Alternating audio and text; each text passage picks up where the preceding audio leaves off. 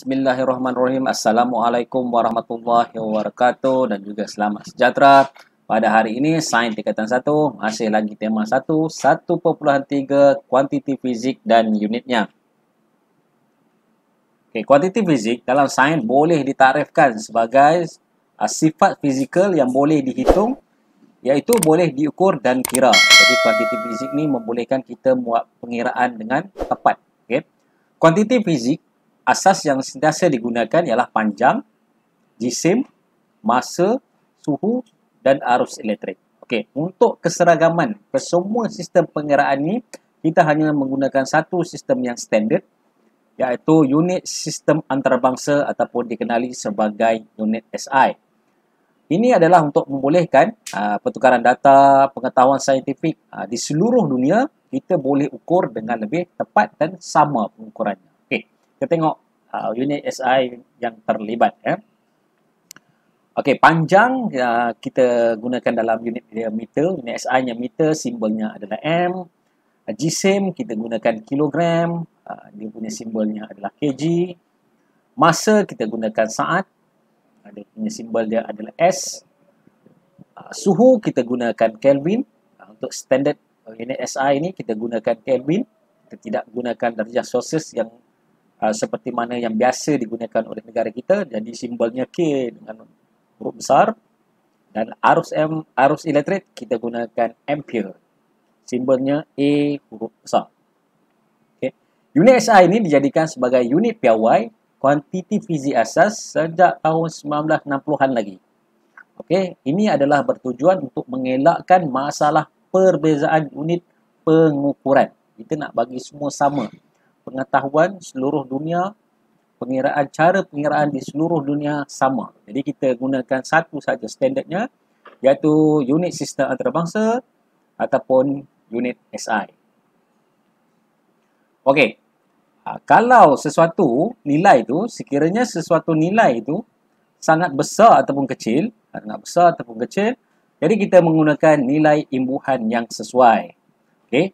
Nilai imbuhan adalah penting dan banyak digunakan dalam pengiraan adalah untuk mendapatkan satu nilai yang sangat tepat pengukurannya. Sebab tu kita memerlukan nilai imbuhan. Jadi nilai imbuhan yang terlibat adalah giga. Kalau kita tengok sini 10 kuasa 9 ataupun simbolnya G. Dan mega 10 kuasa 6 ataupun simbol dia huruf M huruf besar. Kilo ataupun 10 kuasa 3. Unitnya K. Desi 10 negatif 1 ataupun dia punya ni adalah D. Senti 10 negatif 2 ataupun dia punya simbolnya adalah C. Mili 10 negatif 3 simbolnya adalah M. Mikro 10 negatif 6 ataupun U unit ni. Nano 10 negatif 9 ataupun simbolnya adalah N. Ini adalah simbol-simbol asas bagi nilai imbuhan. Penting untuk mendapatkan satu pengiraan yang lebih tepat. So, secara asasnya, pertukaran-pertukaran unit ini perlu dikuasai oleh pelajar supaya memudahkan kita membuat pengiraan. Dan pengiraan melibatkan imbuhan adalah untuk mendapatkan satu nilai yang lebih tepat. Sebagaimana yang kita tengok sini, ini adalah contoh pengiraan pertukaran unit di antara kilogram dan juga gram. Kalau pertukaran unit kilogram kepada gram, jadi perlu didarabkan dengan 1000. Manakala pertukaran unit di antara gram kepada kilogram, kita kena bahagi dengan 1000. Seperti mana contoh yang diberi, 1.9 kilogram bersamaan dengan berapa gram. Jadi seperti mana yang telah ditunjukkan pada contoh ini tadi, pertukaran unit kilogram kepada gram perlu darab dengan 1000. Jadi 1.9 didarabkan dengan 1000, kita akan dapat nilainya 1900 gram. Begitu juga pertukaran unit di antara gram kepada kilogram. Contoh yang dia beri adalah 8,200 gram bersamaan dengan berapa kilogram. Seperti mana yang ditunjukkan dalam contoh ini, gram kepada kilogram kita hendaklah bahagi dengan 1000. Jadi 8,200 dibahagikan dengan 1000, kita akan dapat 8,2 kilogram. Jadi anak-anak murid sekalian ataupun pelajar sekalian perlu memahami pertukaran unit supaya mudah untuk kita buat pengiraan. Okey, yang kedua adalah panjang.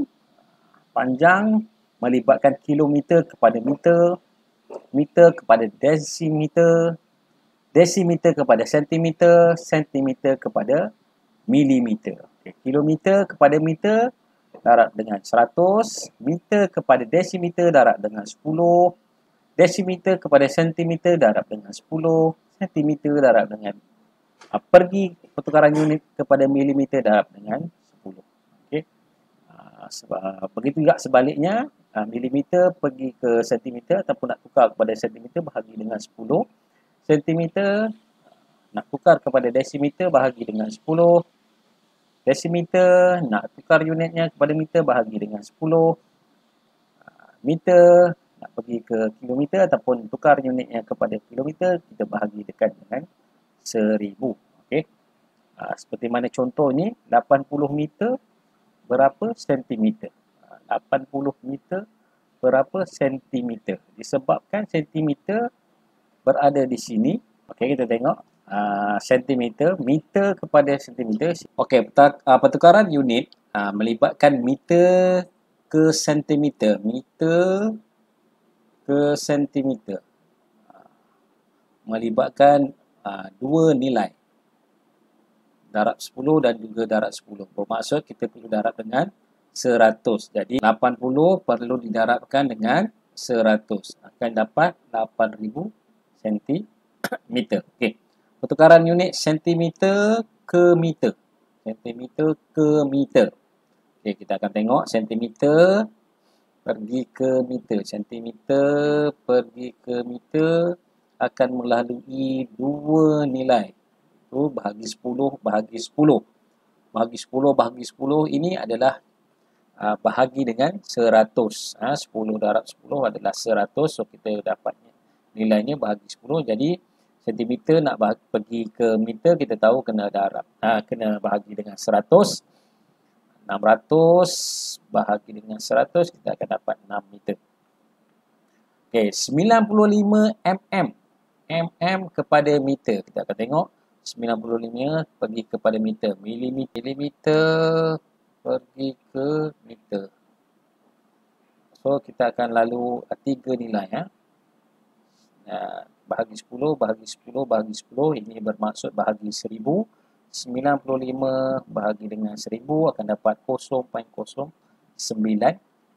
Okey, untuk pertukaran unit yang ketiga, iaitu melibatkan masa. Okey, kita akan tengok jam kepada minit perlu darabkan dengan 60. Minit kepada saat perlu darabkan dengan 60. Okey, pertukaran saat kepada minit kena bahagi 60. Minit kepada jam kena bahagi 60. Okey, kita tengok satu persatu contohnya. Minit kepada saat. Jadi, minit kepada saat kita perlu darab dengan 60. Jadi, 7 minit darab 60 akan dapat 420 saat. Okay. 450 saat kepada jam. Okay, saat, sini saat kepada jam. So, kita perlu melalui dua unit di sini. Bahagi 60 bahagi 60 bermaksud kita akan bahagi dengan 360.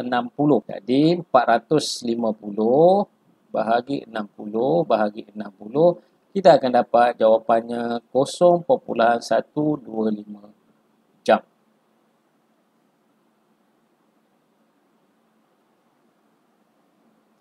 Okey, apakah kepentingan unit piawai dalam kehidupan seharian kita? Ini adalah untuk jikalau berlaku ketidakseragaman di dalam unit pertukaran, ianya boleh mendatangkan kekeliruan. Okey, ini adalah kerana di beberapa negara mereka menyukat barang dengan menggunakan kati, tahil, manakala di negara-negara lain pula guna cupak, gantang, kaki dan juga hela. Jadi pertukaran unit ini tidak sama. Apabila tidak sama, ia boleh menimbulkan kekeliruan dan juga pergaduhan. Okey. Penggunaan unit ukuran yang sama boleh memudahkan ahli sains berkomunikasi di peringkat antarabangsa. Sebab itulah kita menggunakan unit SI. Okay. Pada zaman dahulu, kita menggunakan jengkal tangan, depa, langkah dan juga hasta. Okay. Apabila ukurannya tidak sama panjang, jadi berlakulah sedikit kekeliruan dan kalau boleh mencetuskan pergaduhan, lagi teruklah.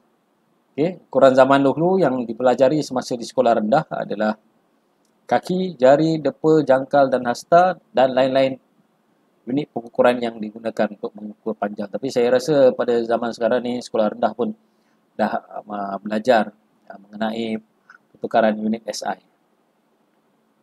Okey, itu saja untuk hari ini. Sekian, terima kasih.